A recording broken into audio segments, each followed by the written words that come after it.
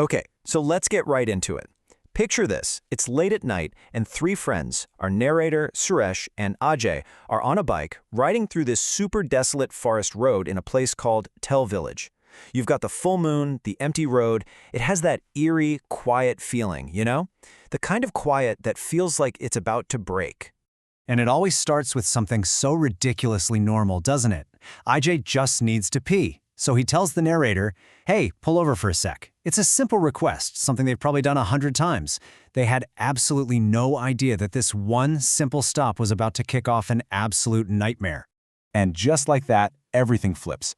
The narrator and Suresh finish up, they turn around, expecting Ajay to be right there by the bike, but he isn't. He's gone. He has just completely vanished into the pitch-black forest without making a single sound. So at first, of course, they think it's a joke. You know how guys are. They start calling his name, thinking he's just hiding in the bushes, ready to jump out and give them a good scare. The narrator even does the classic countdown.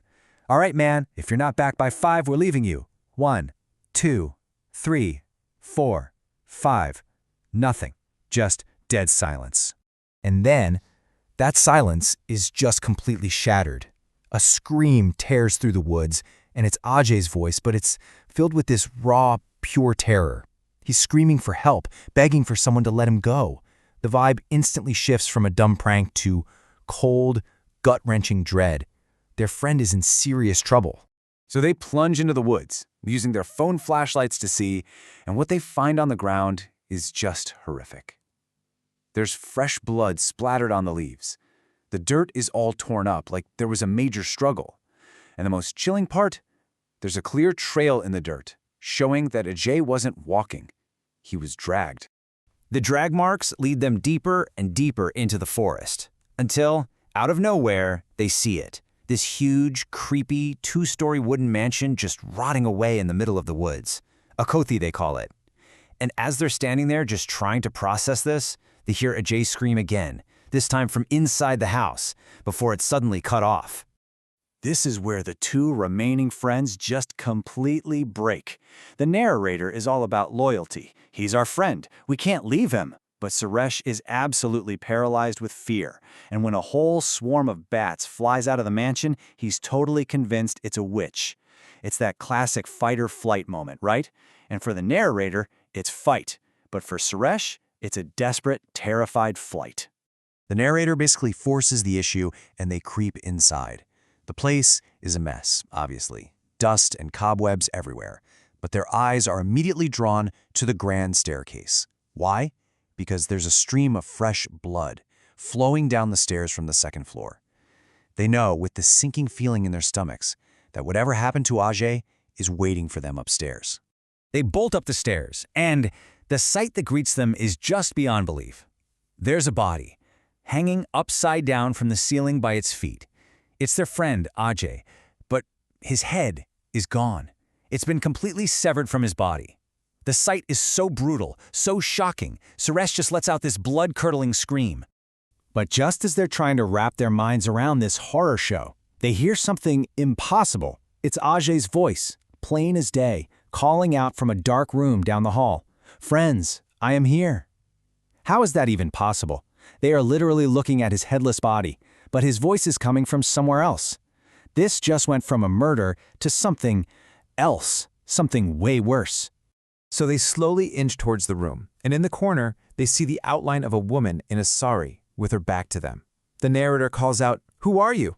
And then she turns around, and where her head should be, there's just nothing, a total void.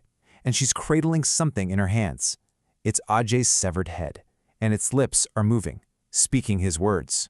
In this moment of absolute skin-crawling horror, the headless woman lifts Ajay's head up and just attaches it to her own neck.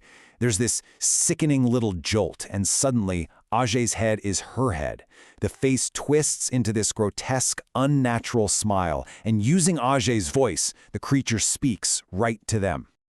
And she gives them an ultimatum, a terrifyingly simple one.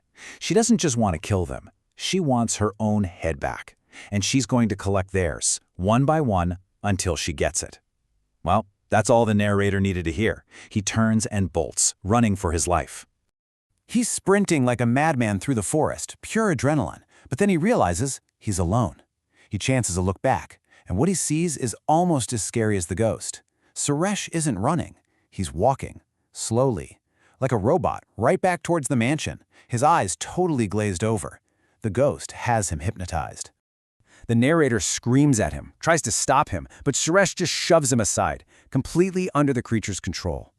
All the narrator can do is watch from the doorway in total horror as Suresh calmly picks up a knife, grabs a big fistful of his own hair, and just saws off his own head. So yeah, 3 friends rode into that forest. Now there's only one left. The narrator is trapped. He can't run, he can't fight. He's completely alone with this thing that just made his best friends kill themselves. He is totally, completely out of options. So he's got to change the game. He realizes survival isn't about escaping anymore. It's about solving a murder. In a moment of sheer desperation, he confronts the spirit and makes a deal. I'll find your head, but you have to tell me what happened to you. I need your story. And the ghost tells him her story. And it's a classic, tragic tale you hear in folklore from all over. She was a restless spirit, unable to move on because a part of her was missing. Turns out she and her husband were just on vacation here when 3 drunk men broke in and murdered them both. But they didn't just kill her. They decapitated her, buried her body, and took her head, trapping her spirit here, incomplete and full of rage. Knowing the story is one thing, but it doesn't help him find the head.